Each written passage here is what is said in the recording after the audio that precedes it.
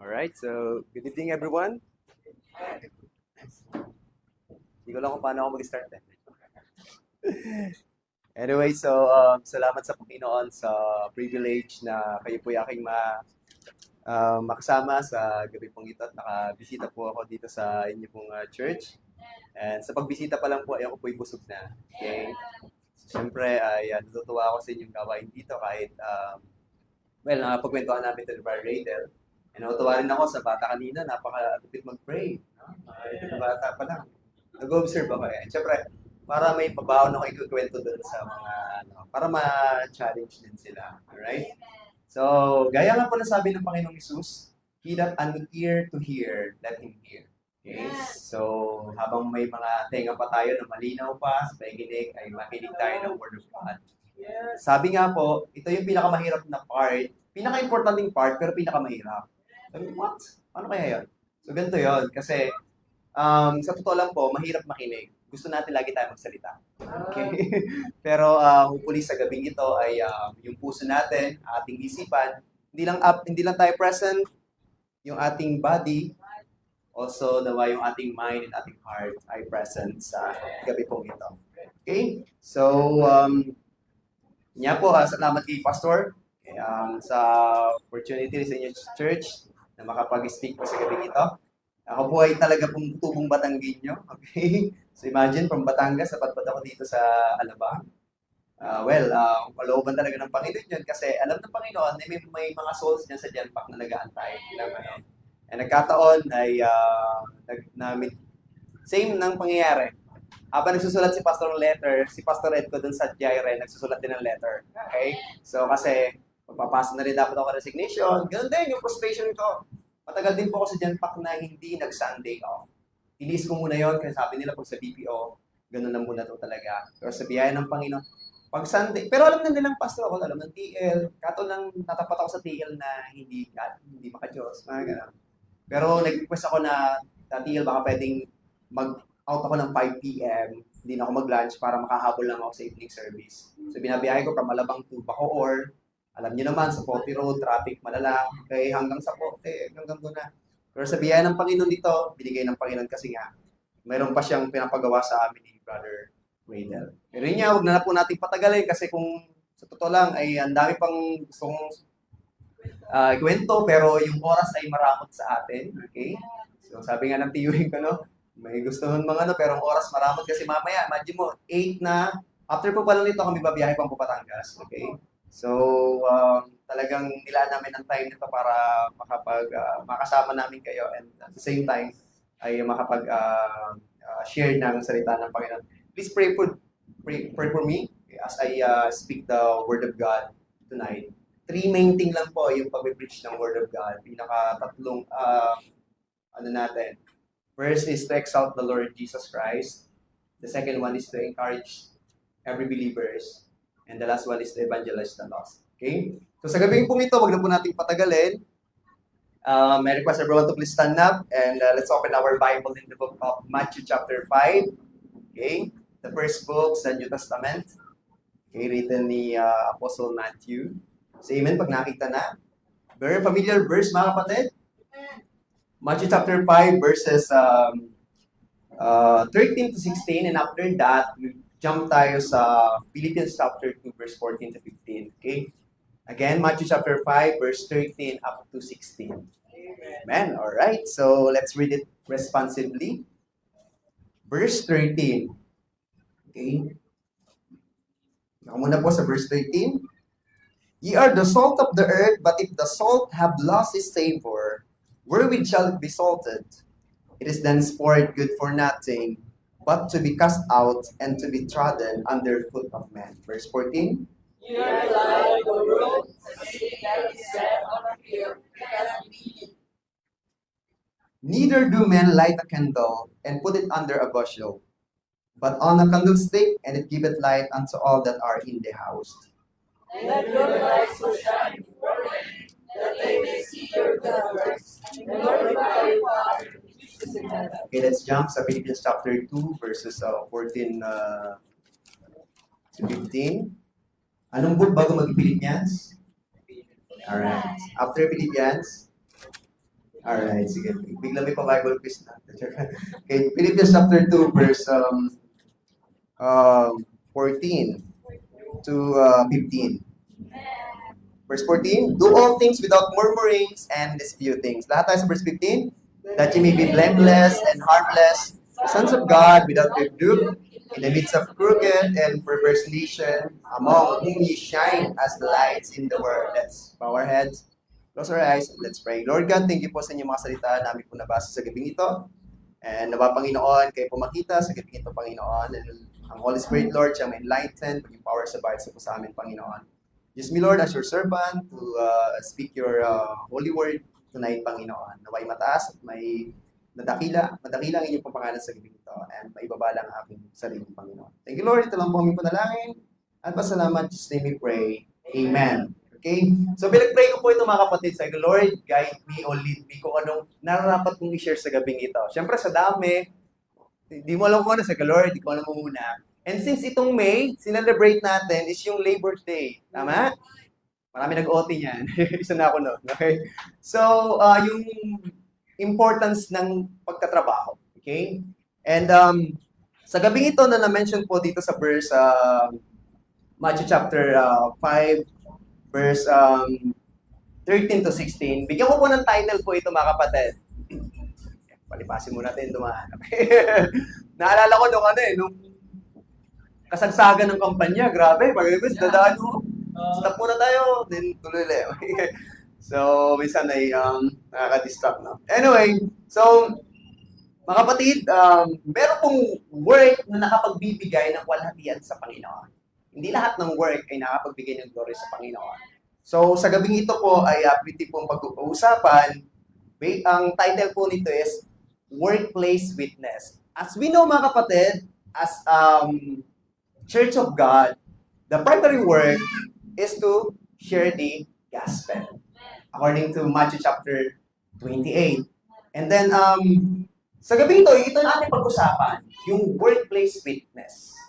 So, hindi ibig sabihin yung workplace is dun lang sa may mga nag-work sa trabaho. Mamaya, maintindihan po natin at even kahit tayo mga bata pa, mga students pa, or kung sino man, every workplace is yun yung ating pinaka-mission field. Alright? So, sabi po sa verse natin, mga kapatid, you are the light of the world. Amen? So, yun po yung sabi ng ating pong Panginoon.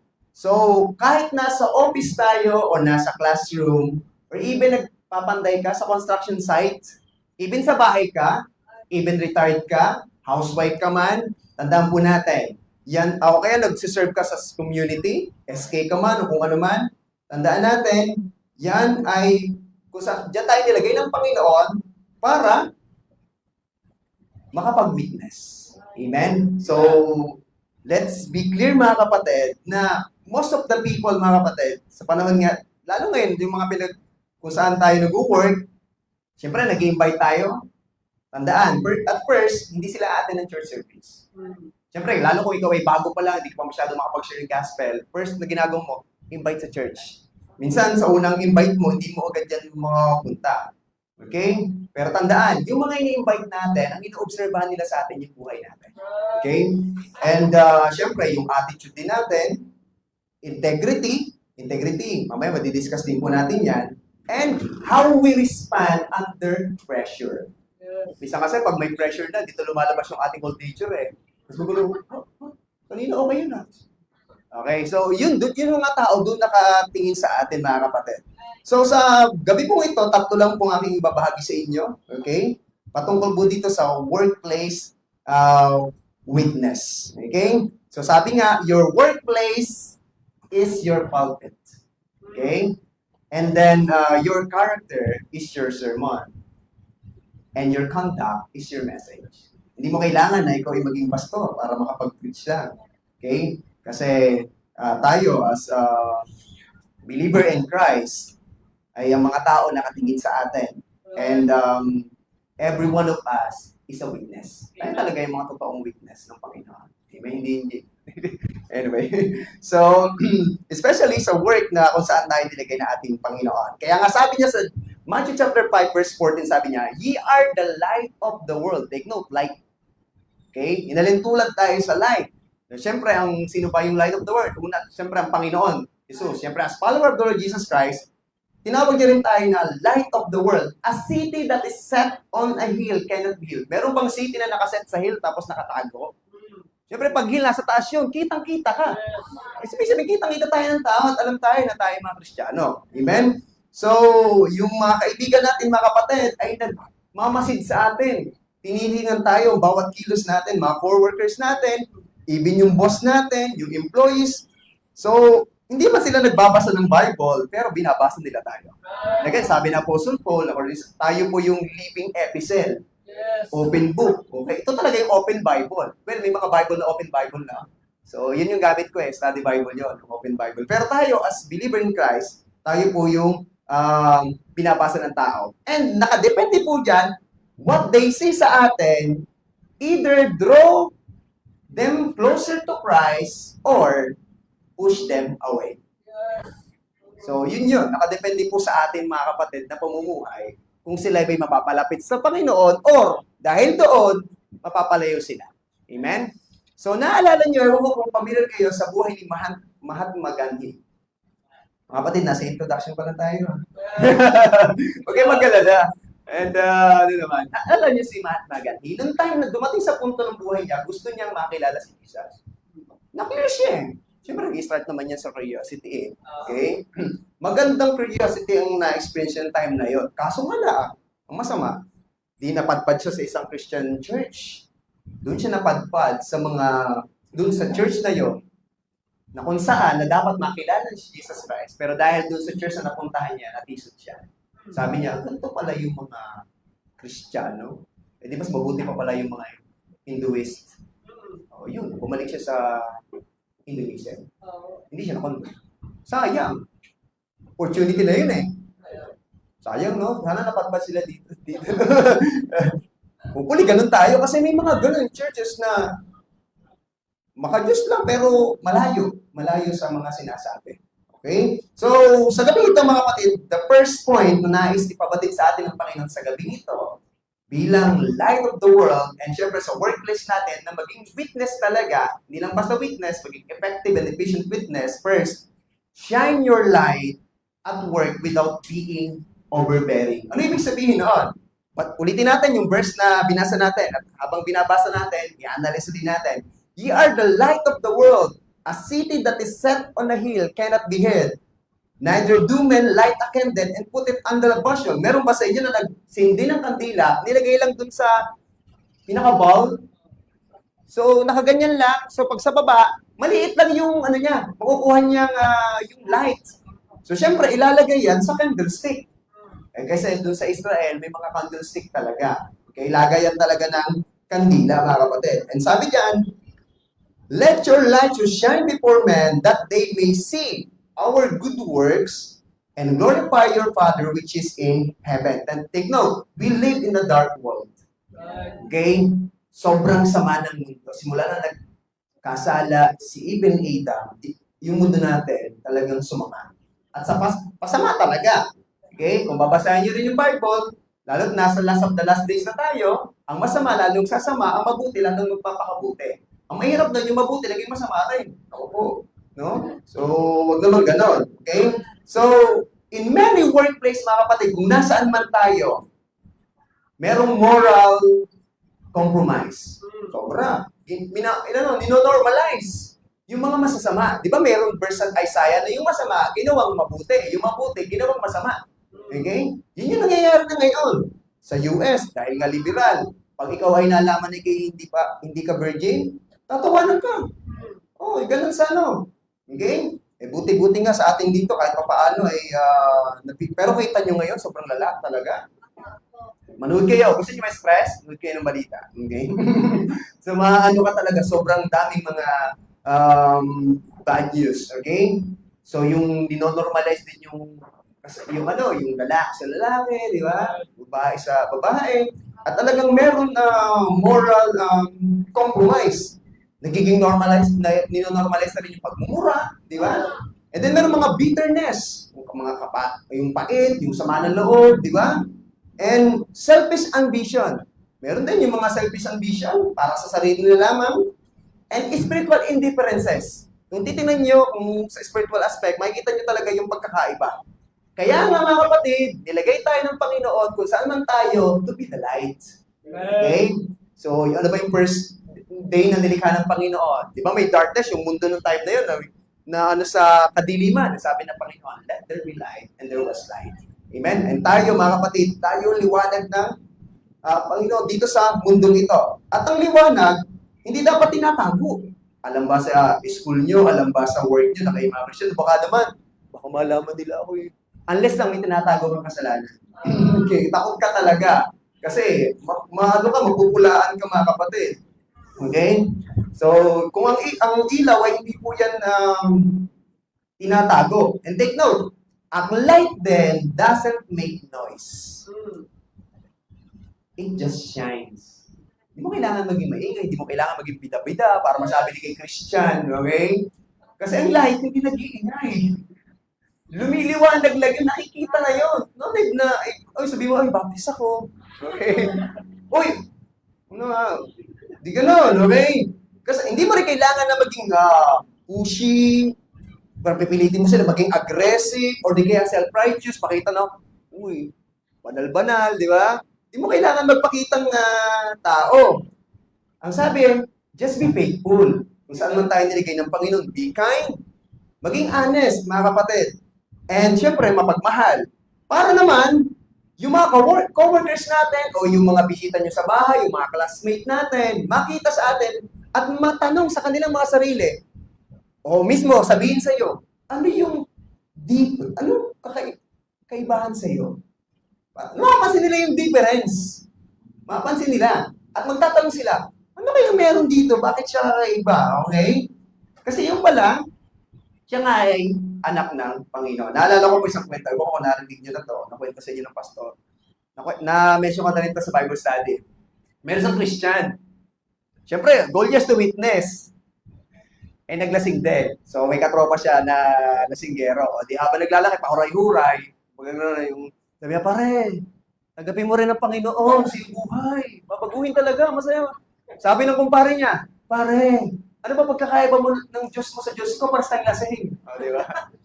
Di mo ako convert yun. Sabihin mo, Christian ka, tapos ginagawa mo yung hindi ka aya-aya sa ating Panginoon. So, hindi makikita. May kanta sa hymns. Alam ko kung alam yung kanta. Sabi doon, let others see Jesus in you. Yung nawa makita sa atin kasi sa to lang binabantay tayo. Light, yung puti. Ang makikita mo agad, madumi, yung dumi. Okay, ganun na mga tao. Kaya pansinin nyo, ito, kwento ko sa inyo ha. Nung high school ako, hindi ako ganun lalim pa sa salita ng Panginoon. Tayo kasi mga nung high school pa po naghanap tayo ng belongingness, kung saan tayo tanggapin to, ganyan. At minsan, di natin napapansin, compromise natin yung ating faith. Dumating sa punta, meron kami project, yung magazine, na ipapasa sa school. Eh, syempre, wala mo kami magazine sa bahay. Ang ginawa mga classmate ko, yung mga tropa ko nga rin doon, yung mga napasa na dating magazine, sabi nung kunin natin, yung ipasa natin. So, nung time na yun, syempre, alam mo naman, sa school, yung peer pressure, yung malalala, lalo kung hindi ka ganun sa salita ng Panginoon, eh, di tinaray namin dalawa, yung isa anak pa ng pastor. Okay? So, dalawa kami, tapos, kinuha namin, pinasa, hindi namin alam, yung nag-check, meron, alam yung na napasa yun ng previous ng mga student. Pinatawag kami sa isa. Okay. At sa amin, sinuntok pa kami ng isa doon, ng isa teacher. Okay, siyempre, ang panahon yun, okay pa yun eh. Ngayon, try mo ngayon, video ka, tanggal ka sa servisyo. Okay. Ngayon, sinabihan kami nung teacher na isa, born again pa naman kayo. Well, ang born again, akala kasi religion eh, yan yung tawag nila sa atin. Tapos sabi, anak ka pa naman ng pastor. Noong una, hindi ko maintindihan yung pinaglalaban ko pa. Hindi. Sinumbong pa ka namin eh. Sinunto kami, ganyan. Pero, di ba, hindi papansinin nyo, bakit nasabi na gano'n? Kasi ang pagkakakilala nila sa atin, iba tayo. Kaya kung gusto natin maging effective talaga sa pag-witness sa Panginoon, una makita sa atin pong mga salita. And kung saan man tayo mga kapatid, huwag tayong mahiya, naipakilala na tayo, Chris. May kanta rin sa hymns ulit. Ano yun? Yung, I tell the world that I'm Christian. I tell the world that I'm a Christian. Hindi ka nahihiya na sabihin ito, mga kapatid. Lalo na pag sa work, paano pag kayo yung kumakain, kaharap, daming nangyayagano. Di ba? Minsan, emergency prayer. Ang bilis kasi malaman nila. Mga sabihin nila, akay ba ako eh. Di ba? Parang ang bilis ng prayer. Pero huwag tayong mahiya. Pray tayo. Pray natin. Malay mo. Alam mo sa pag-pray, makapag-share ka ng gospel eh. Sama mo yun, Lord. Bless your foods and hopefully, Lord, mga kasama namin dito, nakakilala sa inyo bilang sa Diyos sa pagligtas. Aminin na sila yung makasalan. Kung nakapag-pray ka, nakapag-share ka pa ng gospel. Marinig pa ng iba. Pero minsan ang kalaban talaga natin dyan, yung pagiging mahihiyain. Pero again, sabi sa Bible, sabi sa Timothy, hindi tayo binigyan ng espiritu ng pagkaduwag, ng pagkatakot, hindi espiritu ng, ng mayroong sound mind, di ba? So, God has not given us the spirit of fear, but of power, okay? So, kasama natin ng Panginoon. Don't be shy, mga kapatid. Alam ba sa inyong mga school, workplace na kayo ay Christian? Sa inyong bahay, alam din. Ayaw mo ipaalam kasi baka kami tinatago at malaman nila ko pala kutata. Okay, so mga kapatid, no, ay mag-shine tayo sa work na hindi mo kailangan na huwag tayo magpakitang tao. Ayaw ng Panginoon sa mga hypocrites. Okay? Maging totoo tayo kung anong sinasabi ng Panginoon. Gawin natin. Kasi pag genuine faith na nakikita sa atin, ang mga tao, mapapalapit sila sa Panginoon. Okay? Gagamitin tayo, mga kapatid. Okay? So, don't be overbearing but don't hide either. So, syempre, wag mo na itago. Sabihin na sobrang ka naman ng pagiging, huwag na lang nilang malaman, okay, na ako'y Christian, okay? So, an application dito. Applications number 1 is how can I shine for you, Lord, today? Paano ako magliliwanag? Okay? So, and then, syempre, ingat din tayo, syempre, sa ating pong pagiging isang Christian, lalo sa ating pong work. And yung pinaka-application dito is do what you say you will do. Kung anong sinabi mo na gagawin, gawin mo. Okay? Kung ano lang sinabi ng sa Bible, gawin natin. Hindi yung, and then wag din tayong so yun po, yung number 1 natin mga kapatid, shine your light as work without being overwhelmed. So, let's proceed na sa number 2. Okay? Hindi naman po ito matagal. Number 2, kung alam niyo yung actions speak louder than words, so number 2 point natin is integrity speaks louder than preaching. Ano ba ibig sabihin ng integrity? Number 1, isa yan sa core values sa Genpact. And even dun sa previous scholarship kung saan po ako na-join, yan po'y kasama rin sa core values. Integrity. At napaka-importante pong karakteristik po ito mga kapatid. Okay? Sinong kilala niyo yung man of integrity sa Bible? Si Job. Okay, man of integrity. Ibig sabihin ng integrity, ginagawa mo ang tama kahit walang nakakita sa iyo. Okay, yun yung ibig sabihin ng integrity. Kaya nga sa Philippians chapter 2 verse 15 ang sabi diyan, that you may be blameless and harmless. Okay? Sabi diyan, that you may be blameless and harmless. The sons of God without rebuke in the midst of a crooked and perverse nation, among whom ye shine as the light in the world. Take note, ang greatest testimony natin mga kapatid, kung saan man tayo niligay ng Panginoon, hindi yun sa ating mga sinasabi, kundi yung pamumuhay natin. Kaya yung ang pinaka-importante mga kapatid. In-exhort tayo ni Apostle Paul, mga kapatid, na maging blameless and harmless. Hindi ibig sabihin na maging sinless kasi lahat naman tayo nagkakasala pa rin kasi nasa human being tayo. Ibig sabihin ng blameless and harmless, maging sincere and without fault in conduct. Kaya bantayan talaga natin mga kapatid ang ating sarili. Naalala ko nga sa amin, lagi sinasabi, pag ito nagbago, maging Kristiyano na rin daw siya. May ganun kasi, may mga ganun. Di mo masabi na agad na, sa Diyos ka tumingin. Eh, paano titingin nga sa Panginoon na hindi niya nakikita? Eh, kung ikaw na sinasabi mong Kristiyano, sa iyo nakikita yung hindi ginagawa yung sinasabi ng Panginoon, hindi talaga sila maniniwala. Okay? Kaya, mga kapatid, ang mundo ay tumitingin sa atin kung ang ating pananampalataya ba is real. Kasi hindi naman lahat ng pananampalataya. Kaya kasabi ni Apostle Paul, examine yourselves whether therefore you are in the faith. Kasi may iba, professing. Okay, professing to be wise, they become fools. Hopefully mga kapatid, sa gabing ito, lahat tayo ay saved na. Amen? Yun yung pinaka-importante sa lahat. And as Christian, as believers in Christ, nawa makita sa atin po yung integrity. Ibig sabihin, huwag tayong mag-shortcut. I mean, para lang mag-angat ka, gagawa ka ng hindi nasa tamang proseso. Huwag kang mag-shortcut. Anyway, naalala ko yung isang sinabi ni, sa anime ito pero may makuha pa yung lesson din. Sabi ni Naruto, walang shortcut sa pagiging isang Hokage. Ibig sabihin, dadaan ka talaga sa training sa lahat. Walang shortcut. Okay? Naalam niya na natin. Pero may nakuha kang lesson doon. Ibig sabihin, mga kapatid, wala dapat shortcut. Kung ano yung proseso, doon tayo sundin natin. Okay? Huwag din, nawa din tayo, mga kapatid, sa trabaho natin. Baka naman mahilig tayo mag-gossip. Sumasali sa mga chismis. Ay, chismis. Anong? Naku po, delikado po yan. Okay? Salit na chismis si Kristo. Aba, yung buhay na may buhay yung pinag-uusapan. Okay? Huwag din nawa tayo magsinungaling para coveran yung mistake. Okay? Huwag tayong, kasi nga, mga kapatid, tayo yung, mali natin, sa workplace natin, kung saan man tayo, kilala tayo ng Christian, tapos malaman nila na gano'n. So, paano sila maniniwala kay Jesus Christ? Amen? Huwag din natin nakawin yung oras. O yung mga resources, mga kapatid. Doon walang nakakita, baka sabihin mo, take note, kitang-kita tayo ng Panginoon. Walang lihim na hindi, walang lihim sa Panginoon. Kitang-kita lahat ng ating ginagawa. Take note, mga kapatid, ang mga tao, hindi nila kailangan marinig yung ating pong pangangaral.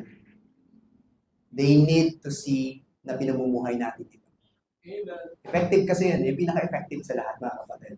Kasi, sabi nga ni Paul, kung ano ka, puro salita tapos walang love, di mo nakikita sa buhay, para kang batingaw na umaalingaw lang, walang hindi siya effective, mga kapatid. Kaya nga, according sa Titus chapter 2 verse 10, open your Bible in Titus chapter 2.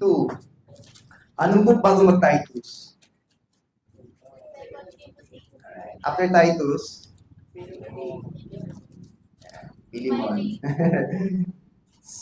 Titus chapter 2 verse 10. Ano nakalagay?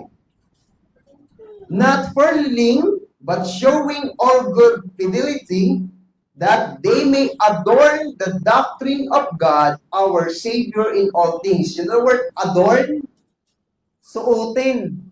Ibihis ba natin? Damitin. Yung doctrine of God, our Savior in all things. In other words, ang buhay natin, mga kapatid, should make the gospel beautiful and bearable. Okay? Kapanipaniwala. Okay? Makita po sa ating buhay. Kaya nga, ang application dito, mga kapatid, sa number 2, kung saan man tayo nilagay ng ating Panginoon, take to, yun yung ating mission field, be on time. Kamusta sa mga workplace natin? On time ba lagi? Baka naman, lagi dinadahilan na tayo pa na pinapakilang Christian, tapos late. Okay? Ang mahirap naman ito, on time sa work, late naman sa church. Though, kung may mga iba naman, syempre, depende rin yan sa case-to-case basis din. Alam kung galing ka namang work at ka-out lang, start is ganito. Pero ang point dito, mga kapatid, be on time lagi. Para, pag sinara mo about kay Jesus Christ, yan, on time yan, di nalilate yan. Do your work with excellence. O baka naman, pag nasaan tayo, mga students sa school, petics lang, tamang lang. Hindi. Do our best pa rin, mga kapatid. Para, tayo niyo, mga kapatid, ako tutusin, hindi kami pagbibigyan ni Brother Riddle sa aming mga request, lalo sa work. Kung hindi rin talaga nag-excel kami sa nakita na, ito mga to, hindi man pala absent, okay din naman yung conduct nila. And mismo sila nagsasabi na, talagang mga to. Sila naman ang babasa sa atin. Hindi mo naman kailangan sabihin sa kanila, Christian po, ganyan. Malalaman nila yung mga kapatid. Another thing, huwag magsinungaling. Huwag ding mag-chismis, okay? Don't gossip, yung mga marites. I-gossip na lang natin si Kristo. I-share natin si Kristo. Don't cheat, students. Don't cheat. Okay? So, minsan ka sa katabi mo para lang makapasa. Nag-cheat, okay? Walang mag-cheat mga kapatid, no? Lalo sa mga students. Kung nag-aral naman kayo, si Lord ang bahala sa rest. Okay? Basta ginawa niyo yung best niyo, wag lang dadaya kasi once na mahuli ka, sasabihin din sa iyo. Well, ganun niya, born again ka pa naman. Yung kasi ang alam nila okay? Lalo kung malaman kang Baptist ka, di lalo pa. Okay? So, be a person of the word. Kung anong sinabi natin, tugdin natin mga kapatid. Lalo align sa sinabi, sa salita ng ating Panginoon. At kung sakali magkamali, well, nagkakamali naman tayo, human being, aminin natin on it. Huwag yung manisip pa. Dahil kasi sa ganito, hindi nyo ba alam yung unang nung nagkasala si Eve at Adan? Ganyan na ganyan, naninisi. Tamo, na-adapt natin. Yan ang napansin nyo? Pagka nagkamali, pastor ito eh. Ito, dahil sa kanya eh. Aminin nila lang natin and then baguhin. Wag nang ulitin mga kapatid. Sabi nga, you don't have to be perfect, but you must be consistent. Okay? Yun ang sabi sa salita ng Panginoon mga kapatid. Okay? So, kung nagkamali, bawi sa Panginoon. Pero wag naman po, ulit-ulit. Okay? Kasi sabi sa Bible, ano yun? Sa Romans yun eh. Wag mong gawing lisensya. Yung that sin may abound. Okay? Yan. Okay? Sa Romans. So, wag mo sabihin na, pinatawad ng Panginoon, ulitin ko ulit. Parang katulad nito. Noong una mong nakatapa ka na ng dumi. Next ba, tatapa ko ulit doon? Hindi na. For example, mga student, na-encounter nyo itong question na to, for example lang. So, yung, kunyari, square root of 49. Una mong sagot is 8. O, na-encounter mo ulit next, na exam. Ang sagot talaga is 7. O, sa choices, pipiliin mo pa rin by 8. O, ano pipiliin mo na? Exactly, yun yung tamang sagot eh. Pero, di ba? Pero minsan tayo, as believer in Christ, minsan nagiging parang aso, parang baboy. You know what I mean? Okay? Aso, pag nagsinuka, kinakain po ulit. Okay? Ang baboy naman, nilinisin mo na. Gusto pa sa pusalian. Okay? Huwag naman mga kapatid, baguhin na natin yung ganung sistema. Lalo para maging effective tayo as witness of the Lord Jesus Christ. Amen? Last but not the least. Okay? Ito pa yung gusto na iba eh. Lumalakas ang amen dyan. Lalo pag narinig nyo yung conclusion. Okay? Naalala ko talaga dati. Anyway, number 3. Philippians chapter 2 verse 14 to 15. Yung 15. Nakalagay doon mga kapatid. Do all things without murmurings and disputings. So last, avoid grumbling. Grumbling, show joy in your labor.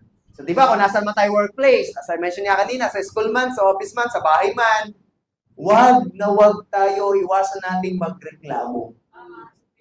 Ipakita natin ang kasiyahan sa pagtatrabaho. Kasi tandaan, yung trabaho natin ito, ginagawa natin sa Panginoon. 1 Corinthians chapter 10, verse 31, ano sabi sa Bible? Whether therefore ye eat or drink, do all for the glory of God. O drink or eat, yun ha. Simpleng bagay yun. Na lahat ginagawa natin. Kaya nyo bang di kumain sa araw? O hindi, o di ba? So sa simpleng ganun, nakapagbibigay tayo ng palhatian sa Panginoon. So ngayon, kung saan man tayo nilagay ng Panginoon, yun yung ating mission field, show joy in your labor. Minsan may nagtanong sa akin, nung high school nagtanong sa akin, sabi niya, masaya ba maging born again? O, di ba, nagtatanong sila. Eh, paano pagsagot mo? Yes po. Saya. May niwala kayo sa'yo. Di ba? Eh, based sa Facebook, parang ang lungkot na, parang pasan mo, daig mo kasi Atlas. Okay? To show you our joy, mga kapatid, sa gawaan natin sa Panginoon. Kung saan man tayo, ginagawa natin para sa Panginoon. Hindi sa tao. Kasi pag ginagawa mo sa tao, mapapagod ka agad. Kasi tayo, kung ginagawa sa tao, gusto natin ma-please. Di ba nga, sabi sa Colossians, hindi men pleaser, kundi ang Diyos ang siyang malugod sa buhay natin.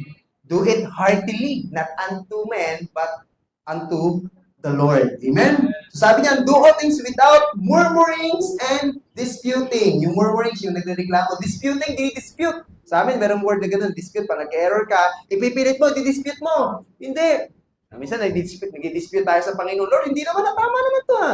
Sabi nga, do all this without murmuring and disputing. That you may be blameless and harmless, the Son of God without rebuke. Brothers and sisters, few things ang nagdi-destroy sa bilang isang Kristiyano, lalo sa testimony natin, is yung pagre-reklamo.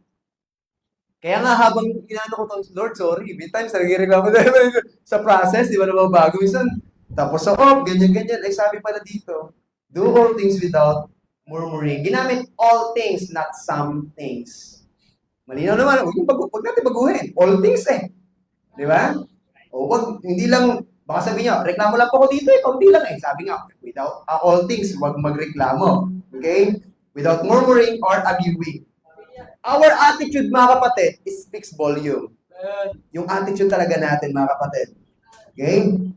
When everyone else ay nagrereklamo, iba nagrereklamo, sa school man yan, or kung saan man tayo, okay, kung sa bahay man, inutusan ka, reklamo, ba't ako na naman? Lagi na lang ako, si Bunso, si ako na lang ako. Tapos alalahan mo yung verse. Thank you Lord, do all this without murmuring and disputing. Whether therefore you eat or drink, do all to the glory of God. Sige. Masaya ka habang ginagawa. Ewan ko lang ha, hopefully pag uwi sa bahay, i-apply natin mga kapatid. Utusan nyo na agad yan. Alright, so sabi sa salita ng Panginoon, okay, mag-stay tayo na kalmado, do mahirap sa ating sarili. Sa totoo lang, mahirap. Daling sabihin pero pag nasa sitwasyon ka, sa ating sarili, pero tandaan, merong Holy Spirit na nananahan sa atin. Sa atin, hindi natin kaya, pero sa tulong ng Panginoon, makakaya natin. Hayaan natin ang Holy Spirit siyang mag-take control ng ating buhay. Para at least sa mga ganung sitwasyon, na natin tayong kalmado, at lagi nagpapasalamat pa rin, kahit ang gulo na, pero sabi, magpasalamat pa rin naman. Ano sabi? In everything, wala tayong ligtas. Everything yon. Hindi lang sinabi on something, okay? Everything yon. Sabi rin ni Joe, sa mabuti lang ba tatanggapin, napapasalamatan? Yung masama ba, hindi rin. So, in everything, give thanks mga kapatid. Ano man, kung saan man tayo nilagay ng Panginoon. Huwag natin kalimutan, yun yung ating mission field mga kapatid. Colossians chapter 3, verse 23. Ang sabi diyan, whatsoever you do it heartily, na-mention ko na po kanina, as to God and not unto men. Amen? So tandaan yung word na kung saan man tayo nilagay ng Panginoon, ito po ay binigay bago magkasala si Adam and si Eve. Di ba? Ano sabi po sa Genesis chapter 2, verse 15? Nilagay sila sa Garden of Eden to keep it and to work it. Okay? So, ibig sabihin yung trabaho, no, saan man tayo mga kapatid, sa school man yan o sa bahay, yan po ay keep galing sa Panginoon. Amen? Hindi yan curse. Ha? Baka sabihin nyo, ano ba nang itong trabaho ito? Tama na ito. Pagod na ako. Kasi nga, napapagod ka kasi hindi mo ginagawa sa Panginoon. Eto mo ako sa aming trabaho, nakakapagod din, pero yung pala, kaya kami pinay-stay pa. Muntik-muntik na nagpapasa na nga ako ng resignation ayaw tanggapin.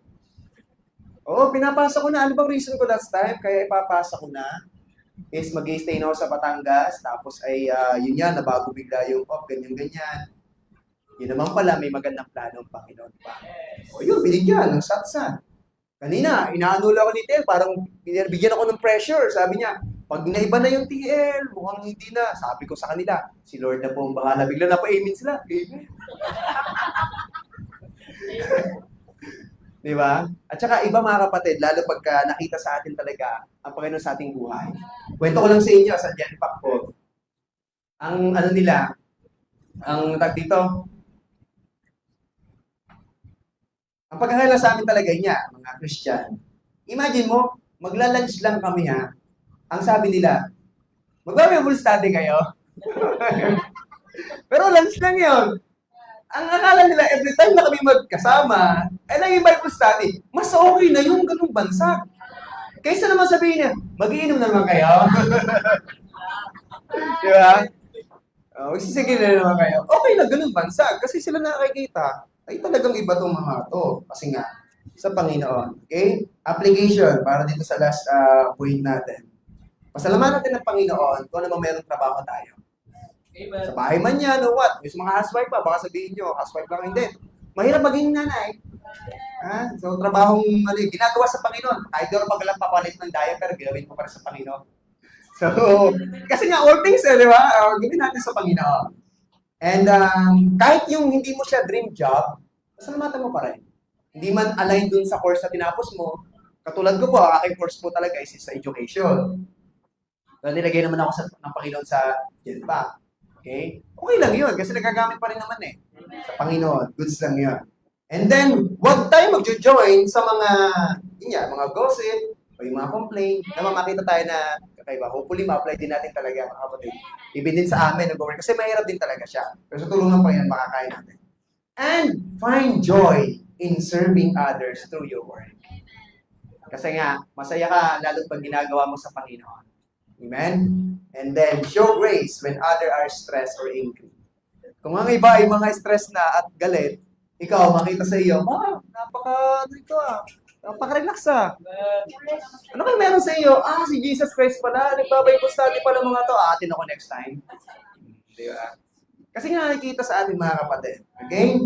So, sa ating conclusion na. So, ano ibig sabihin ng worthless witness? Tatlo nga lang ito mga kapatid.